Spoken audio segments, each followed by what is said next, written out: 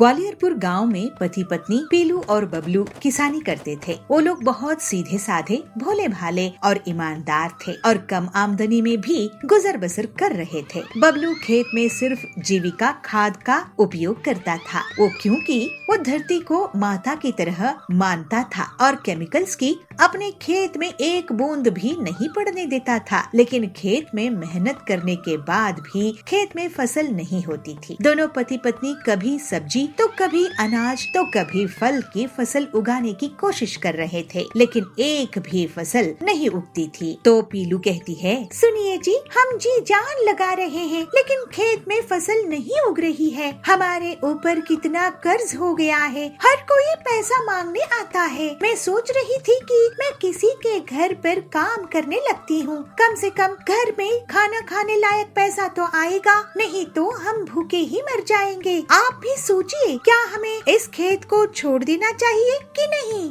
तो बबलू कहता है, ये हमारी पूर्वजों की जमीन है, मैं इसे माँ की तरह देखता हूँ। पीलू, मैं इस खेत को नहीं छोड़ सकता हूँ। हम आने वाली पुश्ती को भी ये देंगे। आजकल सभी अपने खेत में केमिकल छिड़काते हैं और धरती की इज्जत नहीं करते हैं। मैं इसमें फसल के लिए जीविका खाद ही डालूंगा और इस खेत में किसानी करूंगा। तुम देखना, एक दिन हम बहुत अच्छे से रहेंगे। लेकिन हम कब तक ऐसे ही गरीब रहेंगे? तो बबलू कहता है, पीलू, तुम्हारा कहना भी सही है, घर आमदनी होनी ही चाहिए। तुम कहीं पर काम कर लो, मैं इस खेत में खेती करूंगा और लहलहाती फसल होगी। तुम्हें तकलीफ जरूर होगी पीलू, लेकिन थोड़े दिनों की और बात है। ठीक है जी, मुझे भी आप पर पूरा भरोसा है। फिर पीलू लोगों के घरों में पैसे कमाने के लिए काम करने लगती है और बंटी जीविका खाद की खेती जारी रखता है। बहुत दिनों तक वो ऐसे ही धूप में मेहनत करता रहता है। एक दिन उसे चक्कर आ जाता है और वो बेहोश हो जाता है। तो पीलू वहाँ पहुँचती है। हे भगवान, इनको कैसे समझाऊं मैं कि अपनी सेहत का ख्याल रखा करे। अब आप खेती नहीं करेंगे, अगर करेंगे तो अब से जीविका खाद बंद कर दीजिए, जिससे जल्दी से फसल आ सके। पीलू अपने पति की हालात देखकर रोने लगती है। उसके आंसू खेत में गिरते हैं और तभी खेत से देवी प्रकट होती है। तो बबलू कहता है, धरती माँ आप? पीलू अचंभित हो जाती है और कहती है, धरती माँ? तो देवी दोनों को ऐसे कहती है, बेटा बबलू, बेटी पीलू, मैं धरती माँ हूँ। तुम्हारी लगन और ईमानदारी से बहुत प्रसन्न हूँ। बबलू, तुमने गरीबी झेली, दुख देखे, लेकिन अपने खेत में केमिकल नहीं डाले, जीविका खाद का ही उपयोग करते रहे। इतने सालों तक फसल नहीं देकर मैं तुम्हारी परीक्षा ले रही थी। मैं देखना चाहती थी कि कहीं तुम भी सब लोगों की तरह लालची तो नहीं बन जाओगे, लेकिन तुमने अपनी उम्मीद नहीं छोड़ी। अब तुम्हारे इस खेत से पैसे निकलेंगे और तुम और ज्यादा जमीन खरीद लेना। जीविका खाद का उपयोग करना तुम्हारी हर फसल को मेरा आशीर्वाद है।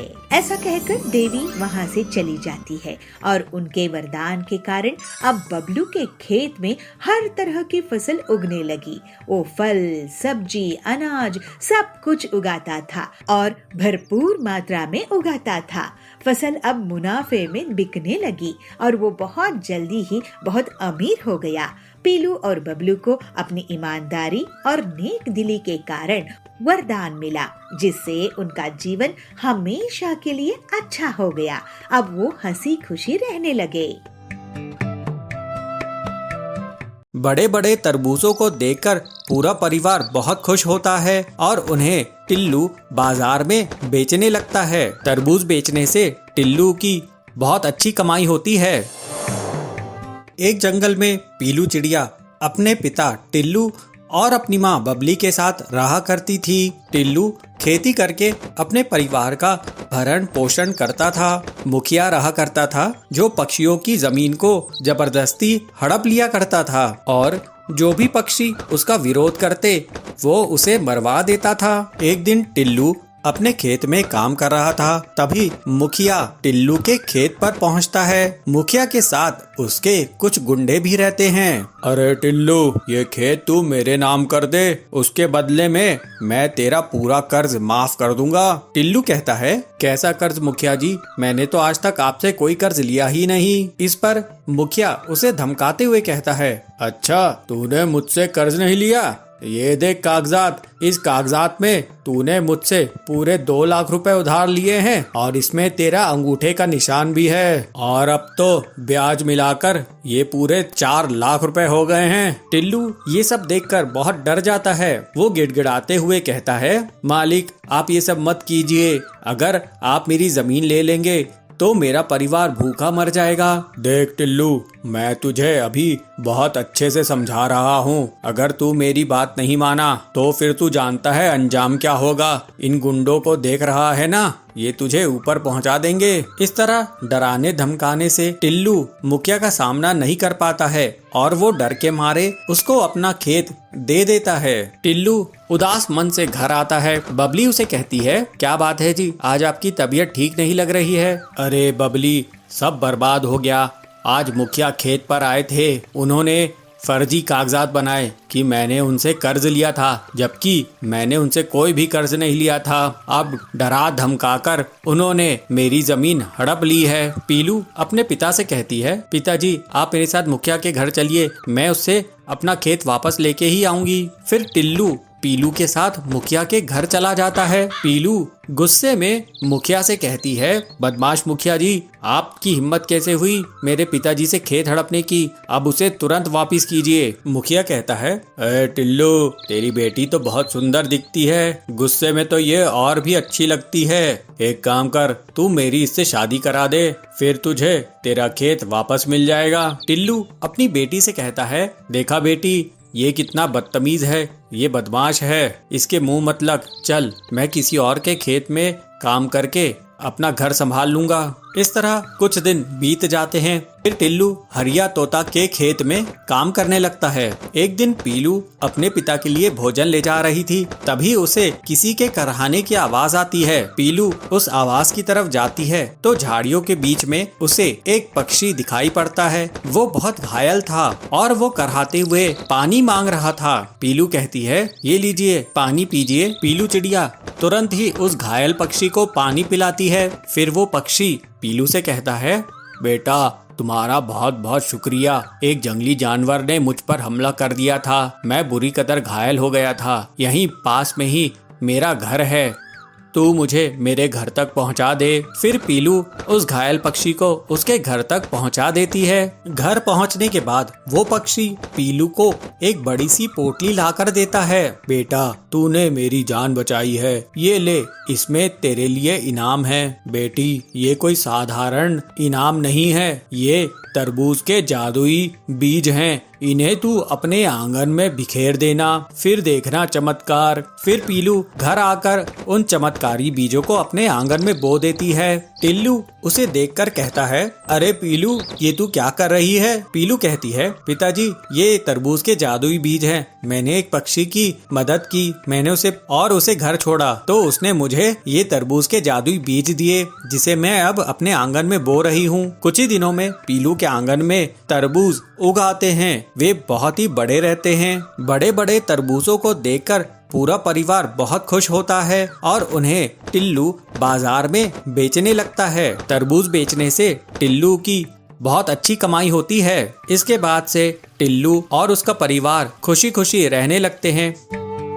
भागलपुर नाम के एक छोटे से गांव के जंगल में पीलू चिड़िया एक छोटी सी पिज्जा बनाने की दुकान चलाती थी। वो बहुत मेहनत करके अच्छी क्वालिटी की ब्रेड बनाया करती थी और उसी से पिज्जा बनाती थी। पीलू पिज्जा में ताजी चीज और ताजी सब्जियां भी डाला करती थी। पिज्जा बेचकर अपना घर का खर्च चलाया करती थी। उसके हाथ की ताजा ब्रेड और उसका बना पिज्जा लोगों को बहुत पसंद आता था, जिसकी वजह से उसके यहाँ हमेशा भीड़ लगी रहती थी। सभी पीलू की बहुत तारीफ करते थे। उसकी दुकान के सामने कालू कौवे का भी बेकरी की दुकान थी। वो पीलू से बहुत जलता था और एक दिन उसने अपनी दुकान में एक इंटरनेशनल ब्रांड का रेडीमेड पिज्जा बेचना शुरू कर दिया। कालू की दुकान अब बड़ी हो गई थी, जिससे पीलू की दुकान में अब लोग कम आने लगे। पीलू को घाटा होने लगा। हे भगवान, कितनी मुश्किल से मैं अपनी दुकान चलाती थी। घर में पिज्जा ब्रेड बनाती थी, घर में चीज बनाती थी और सब्जियां उगाकर पिज्जा में डालती थी। अब मेरा क्या होगा? एक दिन पीलू को दूध सप्लाई करने वाला हरिया तोता पीलू के पास पहुंचता है। अरे पीलू बहन, क्या बात है, आप आजकल दूध का नया ऑर्डर नहीं कर रही हो? पहले तो इस मौसम में 10-10 लीटर दूध मंगवाती थी। तो पीलू कहती है, क्या बताऊं हरिया काका, कालू की बड़ी दुकान के कारण मुझे बहुत नुकसान हो रहा है। मैं तो अपनी पिज्जा की दुकान बंद करने की सोच रही हूँ, कहीं और जाकर शहर में नौकरी कर लूंगी। तो हरिया कहता है, अरे ऐसी बातें मत करो बहन, कोई हमें कंपटीशन देगा तो हमें भी उसे कंपटीशन देना ही होगा। ऐसे हार मत मानो, ऐसे तो बहुत बार जिंदगी में परेशानियां आएंगी और तुम हार मानकर कहाँ भागोगी? तो पीलू कहती है, आप ठीक कह रहे हैं काका, लेकिन आप तो अच्छे से जानते हैं कि मैं कालू का सामना नहीं कर सकती। जल्दी ही मेरा इतना नुकसान हो जाएगा कि मुझे उधार लेना पड़ जाएगा और मैं पूरी तरह से बर्बाद हो जाऊंगी। तो हरिया कहता है, तुम इतना मत सोचो पीलू, मैं तुम्हारे लिए एक रास्ता निकालता हूँ। मैंने सुना है कि यूरोप से एक नया चिकन आया है, पिंकी चिकन। पिंकी चिकन से बनी हुई चीजें दिखने में पूरी तरह से पिंक होती है और उसमें जरूरी विटामिन्स मिनरल्स भी होते हैं। अगर तुम उसका पिज्जा बनाओ तो मैं तुम्हें कम दाम में वो ला दूंगा और तुम उससे मुनाफा कमाना। पीलू तैयार हो गई और फिर हरिया उसको पिंकी चिकन लाकर देता है। यूरोप से आई पिंकी चिकन से पीलू शाम में पिज्जा टॉपिंग बनाती है। पीलू उसको हरिया को खिलाकर उससे पूछती है, हरिया काका, ये पिंक पिज्जा है, तुम जरा इन्हें टेस्ट करके तो बताओ कि ये कैसे बने हैं। तो हरिया कहता है, वाह बहन, ये तो लाजवाब पिंक पिज्जा है, मैंने तो ऐसे कभी नहीं खाया। और फिर पीलू अपनी दुकान में पिंक पिज्जा बेचने लगी। उनकी दुकान में लोगों की भीड़ इकट्ठा हो गई और जल्दी ही पूरे पिंक पिज्जा बिक गए। इसके बाद आए दिन उसको हरिया पिंक चिकन सप्लाई करने लगा। पीलू अपने पिंक पिज्जा को बहुत कम दाम में बेचती थी। इसी वजह से कालू कव्वे की इंटरनेशनल ब्रांड की बेकरी अब ठप पड़ने लगी। पीलू के पिंक पिज्जा को अब बड़े बड़े ऑर्डर्स मिलने लगे और जल्दी ही वो बहुत अमीर हो गई। लोग उसके पिज्जास को बड़ी बड़ी शादी और पार्टी में ऑर्डर कर रहे थे, लेकिन पीलू ने कभी उसके दाम नहीं बढ़ाए। इस वजह से गरीब लोग भी उसके पिंक पिज्जा को खा सकते थे। एक दिन फोर्ड चैनल वाले उसकी दुकान में वीडियो शूट करने के लिए आते हैं। इसे पीलू और भी प्रसिद्ध होने लगी। फिर पीलू अपना जीवन हंसी खुशी बिताने लगी।